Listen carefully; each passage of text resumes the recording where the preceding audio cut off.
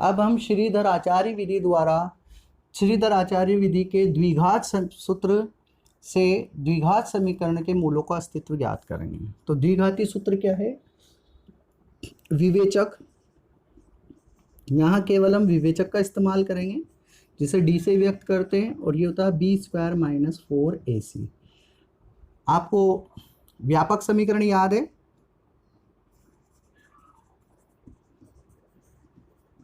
व्यापक समीकरण क्या है आपका? A x square plus b x plus c is equal to 0, जहाँ a is not equal to 0। तो एक्स स्क्वायर के गुणांक को आप ए बोलेंगे, एक्स के गुणांक को आप बी बोलेंगे, और अचर पद को आप सी बोलेंगे। ठीक है।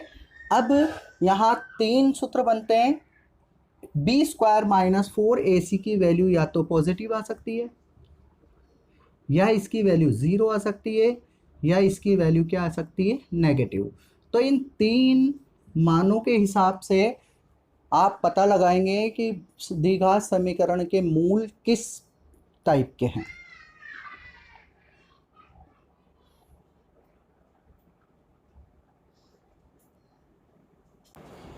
तीन स्टेप क्या क्या है? B square minus 4ac is greater than 0। Greater than मतलब इसका मान कैसा हो? धनात्मक हो, यानी 0 से बड़ा हो। अगर इसकी वैल्यू 0 से बड़ी आती है तो आप क्या करेंगे? आप समझेंगे द्विघात समीकरण के दोनों मूल वास्तविक एवं भिन्न भिन्न है। वास्तविक एवं भिन्न भिन्न है। बी स्क्वायर माइनस 4ac का मान अगर 0 होता है तो द्विघात समीकरण के दोनों मूल वास्तविक एवं समान। एक क्वेश्चन में बताया था मैंने वास्तविक और समान में, जिसमें -√3/2 दोनों मूल आए थे। ऋणात्मक में द्विघात समीकरण के दोनों मूल काल्पनिक एवं भिन्न भिन्न। तो जब भी काल्पनिक और भिन्न भिन्न होता है तब हम पूर्ण वर्ग विधि, गुणनखंड विधि और श्रीधर आचार्य विधि से द्विघात समीकरण के हल प्राप्त नहीं कर सकते हैं। इसके लिए आप 11th क्लास में पढ़ेंगे और वहाँ पर काल्पनिक मान इसके निकालेंगे। अभी 10th क्लास में तो केवल फर्स्ट और सेकंड स्टेप के क्वेश्चन है, जिसमें द्विघात समीकरण के दोनों मूल या तो वास्तविक और भिन्न भिन्न बनेंगे या वास्तविक एवं समान बनेंगे। ओके। लेकिन अगर कहीं पर लेस देन आ जाता है ऋणात्मक, तो वहाँ आप लिखेंगे द्विघात समीकरण के दोनों मूल काल्पनिक एवं भिन्न भिन्न। अब श्रीधर आचार्य विधि द्वारा पहला क्वेश्चन है, ये क्वेश्चन नंबर 2 का आपके 3.4। तो सबसे पहले आप क्या करेंगे? व्यापक द्विघात समीकरण a x square plus b x plus c is equal to 0, जहाँ a is not equal to. तुलना करेंगे आप इसकी फर्स्ट और सेकंड की। समीकरण 1 एवं समीकरण 2 की तुलना करने पर, जैसे ही तुलना करेंगे, देखो एक्स स्क्वायर का गुणांक a, एक्स स्क्वायर का गुणांक 2, तो a बराबर 2, x का गुणांक b, तो x का गुणांक b बराबर -2√2, c 1। प्लस का साइन नहीं लगाएंगे, माइनस का तो लगाएंगे। विवेचक देखेंगे,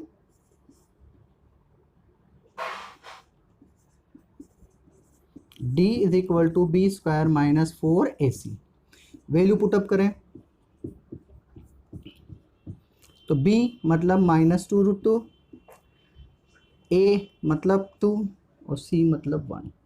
देखिए माइनस का स्क्वायर प्लस 2 दूनी 4, √2 का वर्ग 2, 4 दूनी 8, 4 दूनी 8, 8 माइनस 8 इज इक्वल टू 0।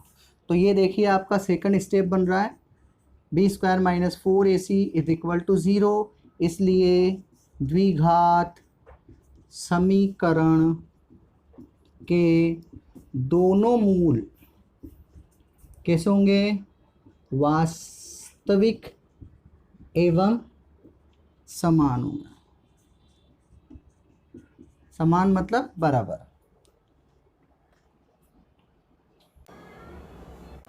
अब क्योंकि द्विघात समीकरण के दोनों मूल वास्तविक है, इसलिए हम द्विघातीय सूत्र का उपयोग करके उसके दोनों मूल यानी हल निकालेंगे। माइनस बी, द्विघातीय सूत्र देखिए, प्लस माइनस अंडर रूट विवेचक b square minus 4ac upon 2a। अब देखिए एक्स बी की वैल्यू आपकी -2√2 है। ये देखिए यहाँ बी स्क्वायर माइनस 4ac हमने फाइंड कर रखा है 0। डायरेक्टली आप 0 पुट कर दें या वैल्यू पुट करेंगे तो 0 आंसर आएगा। a मतलब यहाँ पर है 2, तो माइनस माइनस आपका प्लस 2√2 अपॉन 4 से 2 time cancel, x is equal to √2। अब मैंने आपको बताया था किसी भी वैल्यू को आप 2 बार अंडर रूट में मल्टीप्लाई करके लिख सकते हैं, यानी कि 2 को लिख सकते हैं आप √2 इंटू √2। ऐसा क्यों किया, ताकि √2 से √2 क्या हो जाए, कैंसिल। तो आपके दोनों मूल जो इस समीकरण के हैं वो क्या रहेगा, 1/√2, यानी पहला मूल भी 1/√2 और दूसरा मूल भी 1/√2। तो जब भी बी स्क्वायर माइनस 4ac बराबर 0 होगा तो आपको सवाल में एक ही मूल मिलेगा, लेकिन वो एक नहीं है, वो 2 हैं, क्योंकि दोनों मूल बराबर होते हैं। अगला सवाल देखें, वही आप व्यापक द्विघात समीकरण लिखेंगे, a square minus plus 2ab a square plus b x plus c is equal to 0, जहाँ a is equal not equal to 0। तो a की तुलना कर दीजिए, a बराबर 9, b बराबर 7 और c बराबर -2। अब आप विवेचक लगा दीजिए, d formula b square minus 4ac, value put करेंगे, ब्रैकेट बनाकर वैल्यू पुट करें, ज़्यादा इजी रहेगा आपके लिए। 7 7 49 माइनस माइनस प्लस 9 दूनी 18, 18 चौक 72, टोटल कीजिए 121। पॉजिटिव या नेगेटिव, पॉजिटिव, क्योंकि द्विघात समीकरण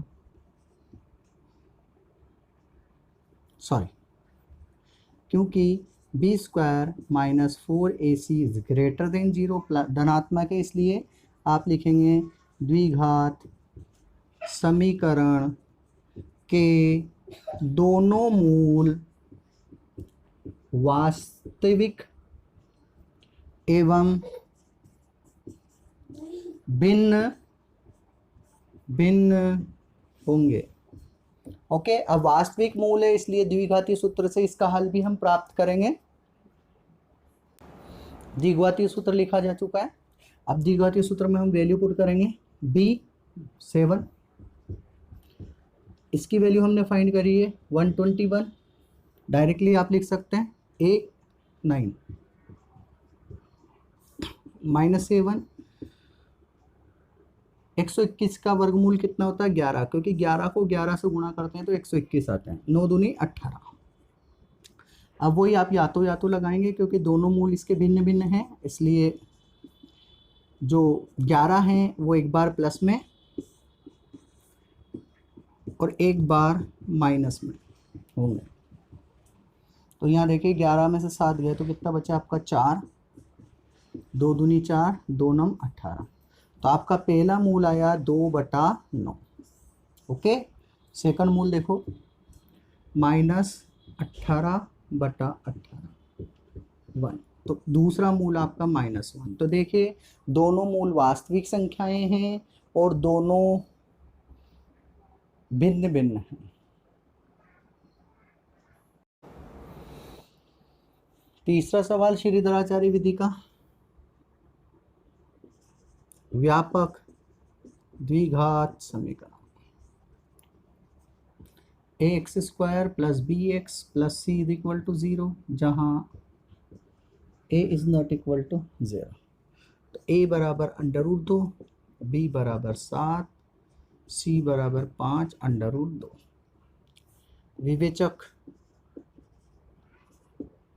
d b square minus 4ac, b square minus 4ac, b की वैल्यू 7, a √2, c माइनस 5√2, सातों सातों 49 माइनस 5 चौक 20, √2 को √2 से गुणा करेंगे तो 2 आएगा, 20 दूना 40, कितना आया 9, काय का प्लस का, क्योंकि b square minus 4ac is greater than 0, धनात्मक मान है 0 से बड़ा है, इसलिए द्विघात समीकरण के दोनों मूल वास्तविक एवं भिन्न भिन्न होंगे। ओके, तो वास्तविक मान है इसलिए हम द्विघातीय सूत्र से मान भी निकालेंगे इसके, जैसा कि आपको द्विघातीय सूत्र ज्ञात है। वैल्यू पुट करेंगे माइनस बी की वैल्यू आपकी क्या है 7, ये आपका 9 प्राप्त हुआ था प्लस का 2a का मान आपका √2, -7 प्लस माइनस 9 का वर्गमूल 3, 2 √2। अब वही या तो या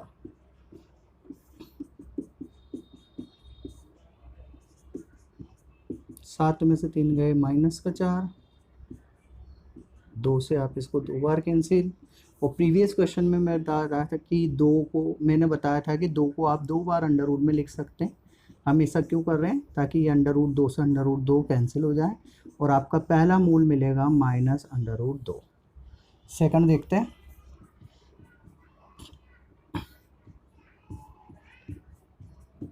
-10, 2 से इसको 5 बार, तो आपका सेकंड मूल मिला आपका -5/√2।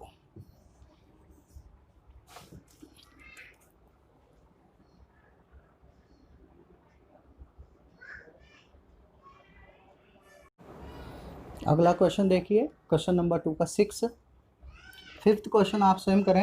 यहाँ देखिए x is not equal to 0 और 2, मतलब x का जो मान है वो 0 भी नहीं होगा 2 भी नहीं होगा। क्यों? अगर यहाँ 0 हुआ तो ऊपर जाके ये अनंत बन जाता है, जो कि अपरिभाषित होता है। अगर 2 हुआ तो 2 में से 2 गया तो 0 और वो भी अनंत हो जाएगा, जो कि अपरिभाषित होता है। सबसे पहले ऐसे क्वेश्चन में आप एलसीएम ले लेंगे, इससे ये कैंसिल तो ये सेकंड वाले को लिख दीजिए, यहाँ सेकंड वाला कैंसिल तो ये फर्स्ट आ जाएगा। अब यहाँ पर क्या करना है, ओपन कर दो, यहाँ पर ये वाली वैल्यू दोनों से मल्टीप्लाई होगी, x से x मल्टीप्लाई हुआ x स्क्वायर, 2 से हुआ 2x अपॉन 1। अब देखिए x से x कैंसिल, अब यहाँ वज्र गुणा करेंगे तो ये वाली वैल्यू इससे मल्टीप्लाई होगी और ये वाली वैल्यू इससे। तो पहले अपन ये लिख लेते हैं 3x स्क्वायर, इससे ये फिर इससे ये, 3 दूना 6x बराबर -2, तो 3x स्क्वायर -6x प्लस 2 बराबर 0। तो इस तरीके से आपको द्विघात समीकरण प्राप्त हो जाएगी। फिर इसके हम द्विघातीय सूत्र से मूलों को अध्ययन करेंगे। अब सबसे पहले हम तुलना करेंगे यहाँ पे, तो व्यापक द्विघात समीकरण आपको पता है ax square plus b x plus c is equal to 0, जहाँ a is not equal to 0। तो तुलना करेंगे तो a बराबर 3, b बराबर -6 और c बराबर आपका प्राप्त होता है 2।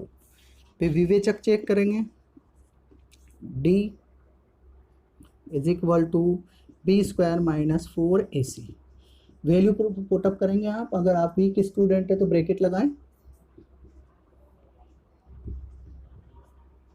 नहीं तो आप डायरेक्ट भी सोल्व कर सकते हैं। 36, 4 3 12, 12 दूना 24, कितना है आपके पास प्लस का 12, क्योंकि b square minus 4ac is greater than 0, इसलिए द्विघात समीकरण के दोनों मूल